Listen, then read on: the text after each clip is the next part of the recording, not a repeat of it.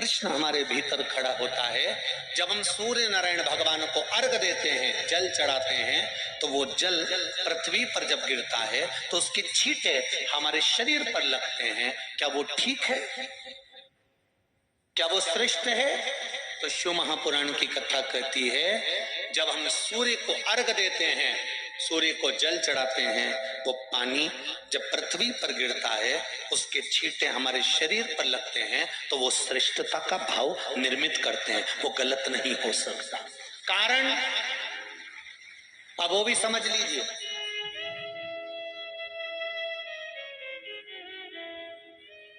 अब सूर्य नारायण भगवान को आप जल चढ़ा रहे हो तो छींटे नहीं लगे, उसके लिए क्या स्टूल पे चढ़ के चढ़ाओगे कि कुर्सी पे चढ़ के चढ़ाओगे? अरे बोलो तो सही। अब कई लोगों के दिमाग में यह बात भरा गई कि हम भगवान को जल चढ़ाते हैं, वो हमारे शरीर में छींटे लगते हैं, जमीन पे से पानी गिरता है, वो हमारे शरीर को छींटे लगते हैं, भगवान को अच्छा नहीं लगता होगा। कौन ने कहा? पहले तो उसको पकड़ के ला।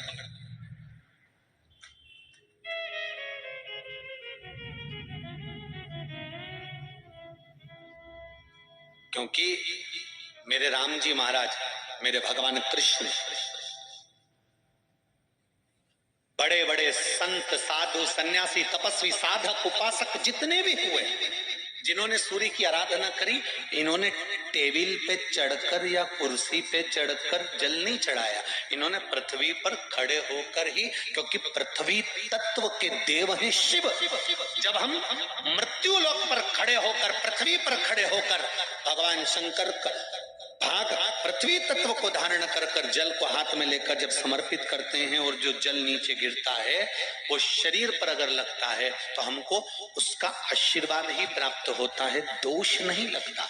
और लोगों ने इसको विपरीत कर दिया। कि कौन ने विपरीत करा? कई लोगों ने इसको विपरीत कर दिया। कौन ने विपरीत करा? तो जो दूसरे धर्म के लोग होते हैं, जिनको हिंदू धर्म से नफरत होती है और जो हिंदू धर्म की पूजन, सेवा, अर्चना को समाप्त करना चाहते हैं, वो धीरे धीरे धीरे धीरे कहने लगे कि सूर्य को जल चढ़ाओगे तो शरीर में लगेगा, शरीर में लगेगा तो दोष लगेगा। इसको कह कहकर घर घर में सूर्य को जल चढ़ाना लोगों ने बंद कर दिया कि आप जल चढ़ाएंगे तो दोष लगेगा, शरीर पे छींटा लगेगा, शरीर को ऐसा लगेगा। ये दोष नहीं है। कितनी सुंदर बात है महाराज।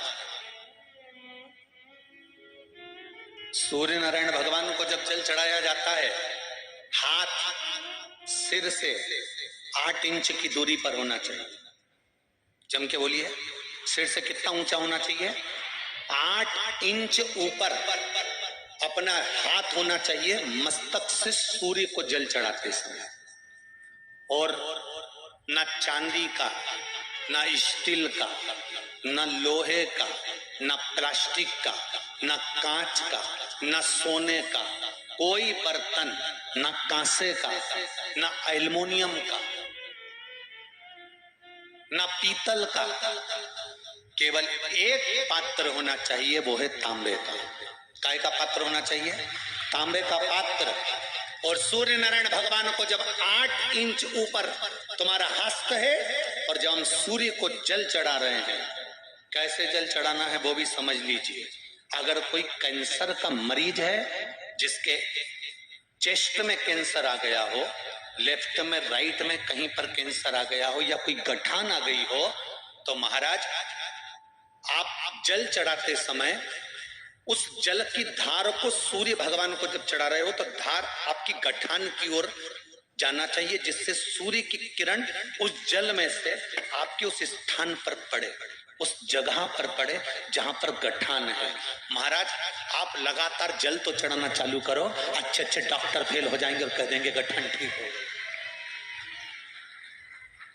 आपका लीवर और किडनी गड़बड़ कर रहा है, आप प्रतिदिन, आपका स्वास्थ्य गड़बड़ रहता है, आप प्रतिदिन ये ज्योतिष शास्त्र के अंतर्गत, रत्न शास्त्र के अंतर्गत, ये रत्न शास्त्र, ज्योतिष शास्त्र, रंग शास्त्र जो हमारे यहाँ है, रंगों के हिसाब से ये जितने रत्न होते हैं, माणिक हुआ, मोती हुआ, नीलम हुआ, मूंगा हुआ, पुखराज हुआ, ये क्यों कहते हैं ये पीला है, ये सफेद है, ये नीला है, ये लाल है, इसको शरीर में क्यों पहनाते हैं? उसका कारण होता है कि जब शरीर में पहनते हैं, सूर्य की किरण उसमें पड़ती है, हमारे शरीर पर वो कलर का इफेक्ट पड़ता है, उस कलर को शरीर पर लगता है, और शरीर पर लगता है तो हमारा शरीर धीरे धीरे, हमारी जो इंद्रियां हैं वो सही होने लगती हैं, काम सही होने लगता है। तो आप कहते हो ना, सब